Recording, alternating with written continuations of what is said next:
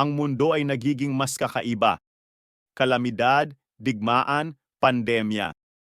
Di natin alam kailan darating ang susunod na krisis. Kaya ngayon, ihahanda ka namin sa susunod na pandaigdigang krisis.